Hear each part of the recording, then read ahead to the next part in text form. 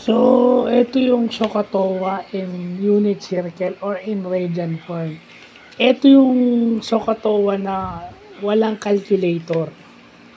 Okay? Ito yung first lesson namin sa college.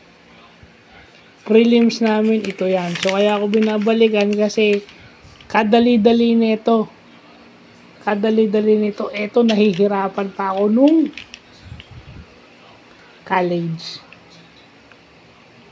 Second year college ako nung nag-trigo ako ulit. So, third year, fourth year, 3 years removed from the actual trigonometry. Kasi, yung trigonometry namin, may calculator yung first part. Dito, wala. So, unit circle. So, ito siya. Ito yung mga formula ng SOHCAHTOA in unit circle or in radian form.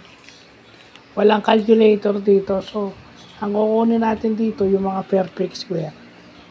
Kaso, ilalagay natin anong quadrant nandun yung theta o yung angle.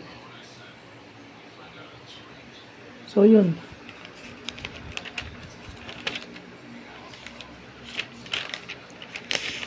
Isipin mo, prelim part namin to. Prelim, kung tutusin, napakadali nito, pero nung time na yun, hirap na hirap ako. So, babalikan natin. So, shout out na lang sa aking teacher dito na si Mrs. Angelina Buenaventura. Na kaya pala ito yung inuna niya para hindi kami gagamit ng calculator para matrain kami mag-solve. Yung radius ay yung R is yung radius ng unit circle is the hypotenuse of the right triangle form. So, yun lang yung concept na tatandaan natin dito. Ito yung example ko.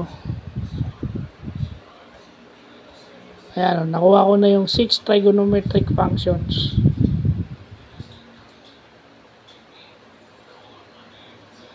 So, yun lang po.